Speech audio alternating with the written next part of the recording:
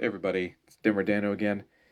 Following on from my first video where I was showing just how to prep some of the endless dungeons if you want to do endless runs as Realmshifter. I'm going to do a video that shows you what it looks like once you've got them all prepped and you're ready to sort of dive in and start trying to maximize your orns that you're getting. So I've got 4 dungeons prepped at the moment. They're all to about level 150. Just really quickly show you my loadout. I've got the Oracle spec on. I'm currently using Corvus so that I don't have to worry about recharging if I get a critical hit, and I'm going to be trying to just crit basically everything that I come across. In terms of my loadout, it's all just maximizing orange stuff. Those amities that I have give a 25% boost to my accessories, which basically means an additional 25% orange that I'm getting for each one. In terms of skills, I'm mostly just going to be using basic attacks. So I have Earth Strike in case I come across anything that is immune to dragon or resistant to dragon, and Stun Dart and Sleep Dart, which I might occasionally use, and sometimes Fire Strike as well. Uh, Guarding Strike and Ward of Ortonite I might use in some situations, but I haven't. The rest of the slots I don't really need, so I don't worry about this too much, to be honest. Um, so my weapon has got a dragon alignment, and that's basically what I'm going to be using. So as you can see up on the top, we've got Triple Temple on at the moment. There's an EXP event on at the moment. I've got both the shrines, all of the consumables, so it's going to be giving some nice boosts for me, for Orns, and experience for anybody who's in the party as well. So I'm going to dive in. And basically, at the moment, the plan is just to keep critting everything that I come across. And I'm just going to be doing this with the basic attack button. I should mention, in fact, I need to swap back out and grab my Phoenix again.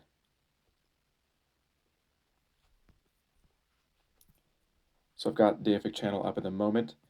So this is where the Call of Burnhill that we put on during the buffing stage is really, really handy, because it's going to increase the rate at which the bird is going to give us Deific Channel. I've also used both of the Bestial potions to increase that rate as well. And as you can see with most of these mobs, we're basically just blasting right through them with the basic attack button and crits all the way through. So you need to make sure that you have enough crit in your loadout to be able to crit these guys. And at some point, I would like to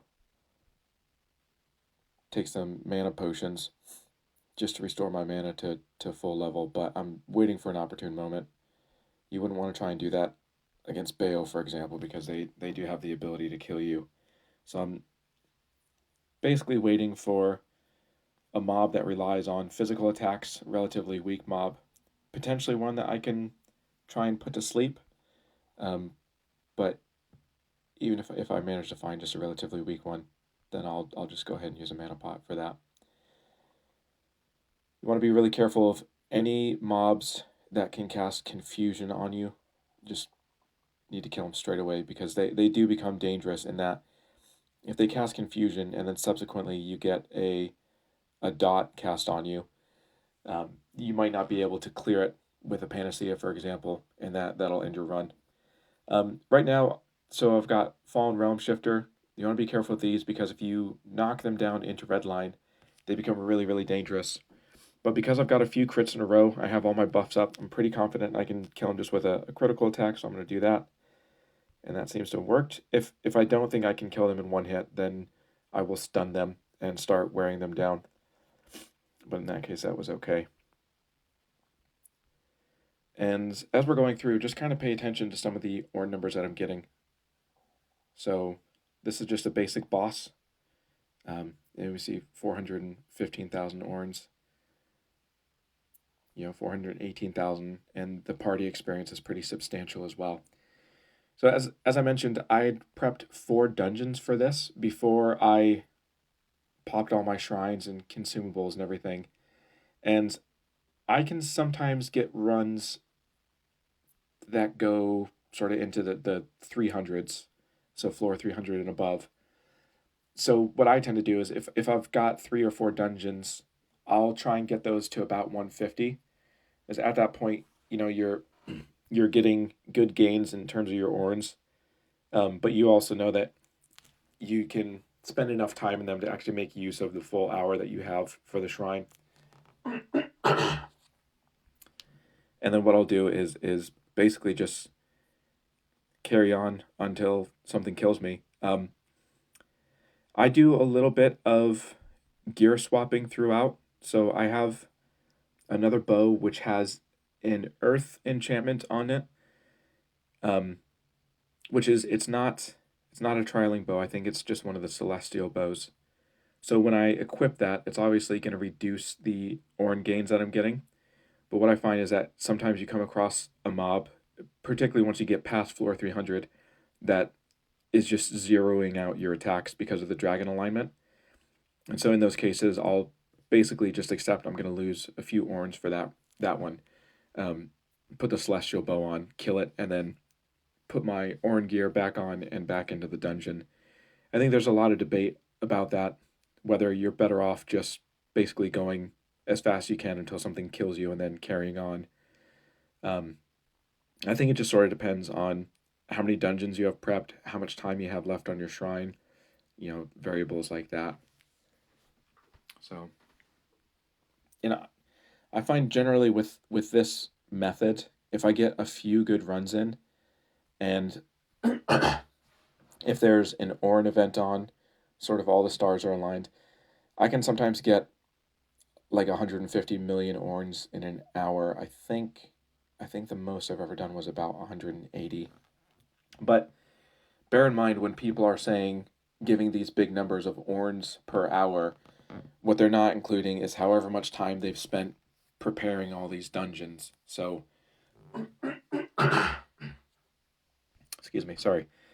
If they're talking about 150 million in an hour, there was probably an hour that went into just getting all the buffs on, getting all the dungeons to floor 150 or whatever their number is, and then putting the shrines on and getting those big gains.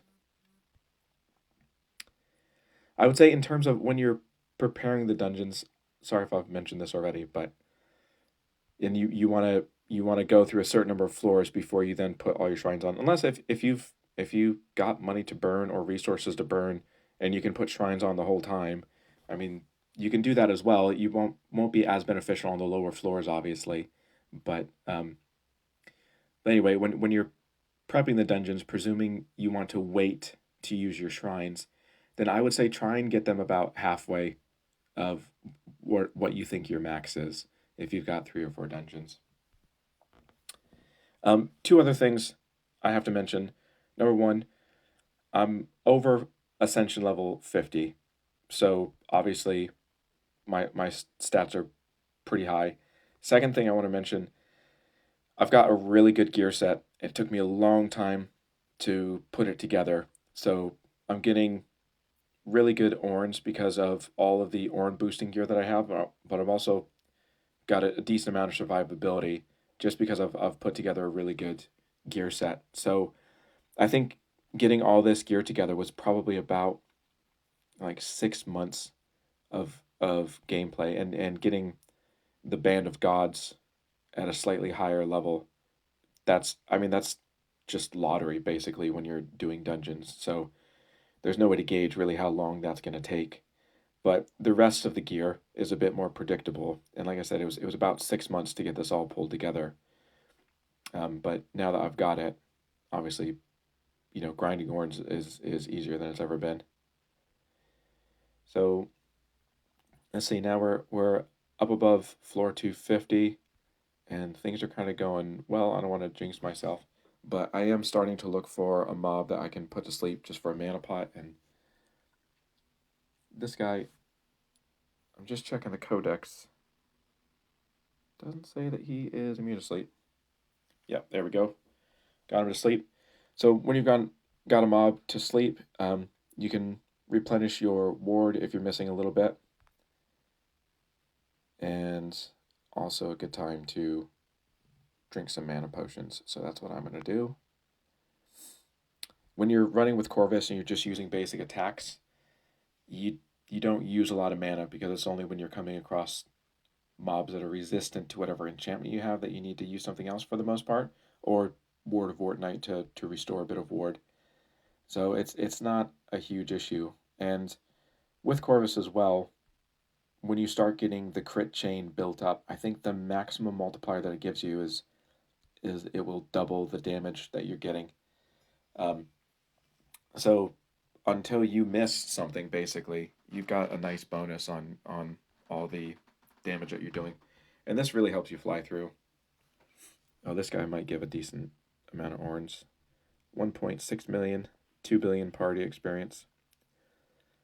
With these orange as well, if there was an Orn event on at the moment, I think I'd be getting like another 25%. So you can sort of imagine if you take these numbers, multiply them by 1.25, that's probably the absolute max I could get when I'm going through these runs.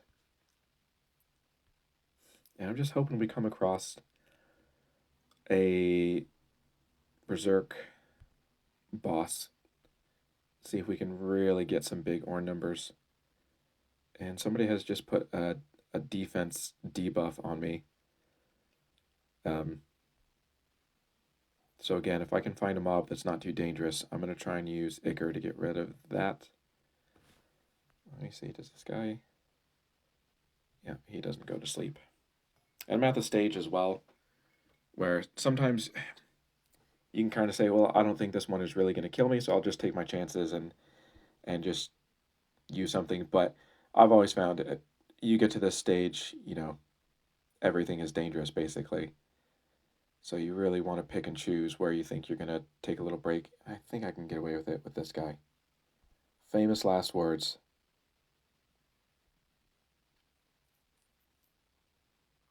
Okay, cleared a couple debuffs and survived. So now I'm waiting for the bird to put Deific Channel on me again. There we go. One of the other nice things about doing endless dungeon runs like this is just that they are very, very key positive. You're not going to be earning gauntlet keys at the same rate that you would if you're doing party play or alt play or things like that. And I think even if you just did other forms of gauntlets, you could probably have a better return rate. But you do just you pay 5 to get into the endless dungeon, and then if you're getting up to level 300, you're going to be encountering, I don't know, 30, 40, 50 mobs that drop keys for you over that time. So the keys do start to add up. I wouldn't necessarily ever do an endless dungeon specifically for that purpose, but it is a nice bonus.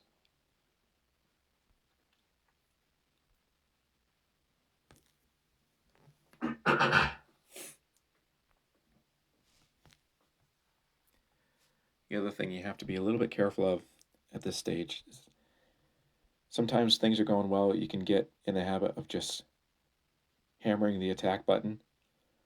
And if you do that against Bayo or Nidhogg, here we go, perfect example, they might just turn around and kill you on the next hit. So you do got to make sure that you're paying just enough attention.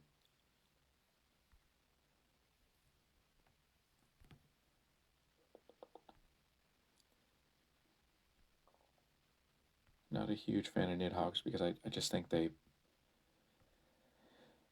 very difficult mobs and they don't really give you much in return.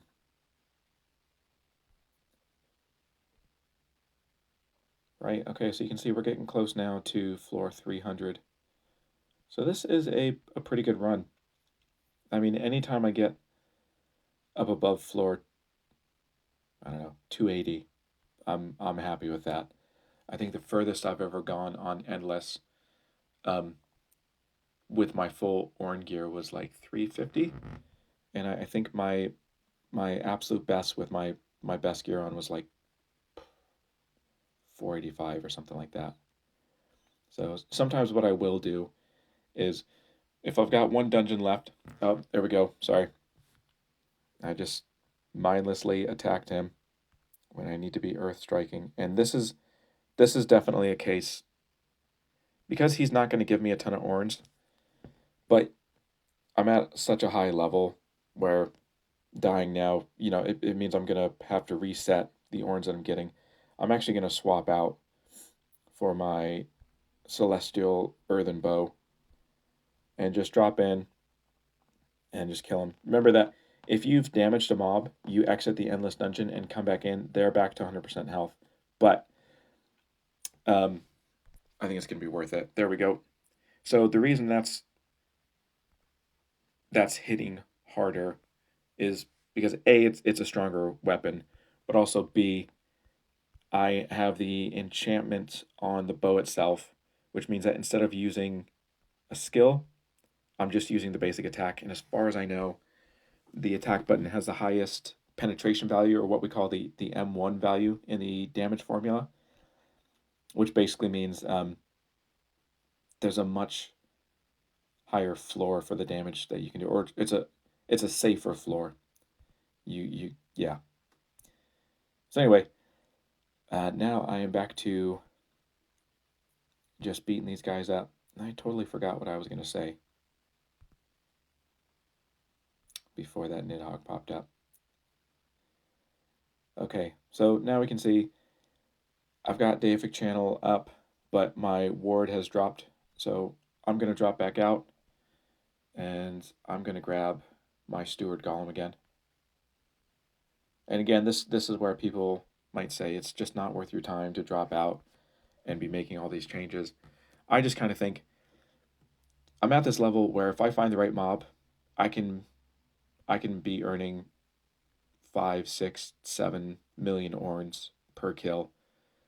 Whereas if I die now, I've got to go back to the next dungeon, which is at level 150, and the Orn gains that I'm going to be getting for that are going to be substantially lower until I get it back up into this range. So personally, I do think it's worth stepping out. If it gets to a point where you're doing it for every other mob, that's probably not worth it. But if it's just one here and there, I think it's justified. Okay, so he has just put attack debuff on me. So I'm going to see if I can get away with just restoring my ward a little bit. And now he's got a crit boost. So I'm not happy being in this situation, but oh, there we go. Steward Golem saving the day. Bam. There we go. Oh yes, that's what I was going to say. Actually, well, gonna lose my train of thought again because now I'm swapping back out for the bird. I was gonna say sometimes when I'm coming to the end of the run and my shrines are about to run out, if I've got a dungeon that's kind of at a deep level, I'll basically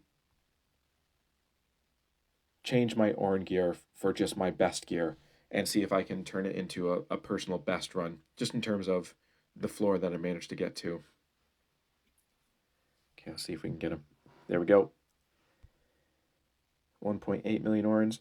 We haven't managed to get any huge whoppers so far in this run, which is a little bit annoying.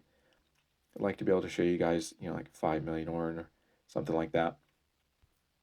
But you can also see, if you're just keeping track of the Orn numbers that I am getting, it's substantial.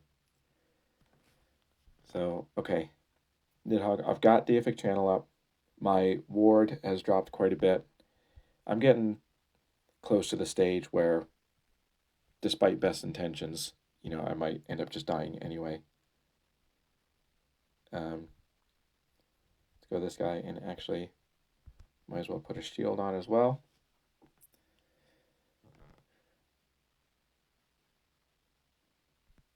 Two. There we go. See if we get this time. Okay. Swap back into my Orn gear. Like I said, doing all this swapping back and forth, it makes a lot more sense if you have the ability to use multiple shrines. So if you've got the resources from the different guilds that you need to get shrines, or if you've got a bit of money to buy them from the rune shop, I do think it makes it more worthwhile to do this kind of swapping. But if you can only get the one shrine, then you want to be really prioritizing speed rather than swapping around a little bit. But I think particularly with the Traveler's Guild now, if you can get 2 or 3 proofs of distance a day and it costs 10 in the rune shop to get one of these, if you're kind of planning ahead, you can actually have a decent balance to use. Ah, boy. Okay, so that was Gilgamesh. That would have been 5 or 6 million. You could see when I went with Earth Strike there just wasn't enough damage on it, and even with Deific Channel, I think that would have been a really tricky one. So the choices there would have been either swap back out for the Celestial Bow, which I don't quite want to do at that point, or just take my chances, and he ended that for me. So now I am going to jump into the next dungeon that I've got prepped. Go back, grab the Phoenix again. And that's basically the process. That's what the end game kind of looks like. Um, and you just keep going pretty much until your shrines run out or until you get bored and want to go do something else. So with these dungeons, I actually prepped all of these the day before. I took off my unfilled concords when I went into them so that it wasn't reducing the timer. And then that gives me the opportunity to get them up to level 150 just whenever it suits me, and then come back and finish them again whenever it suits me. So it's nice to have that little bit of flexibility as well. Obviously, it means I can't reuse those dungeons for a little while, but it makes it a lot easier to do these endless runs. So, anyway, I hope that this has been a little bit helpful and instructive. As always, feel free to ask me any questions if you've got them. And yeah, I hope it goes well. All the best. Thanks, guys.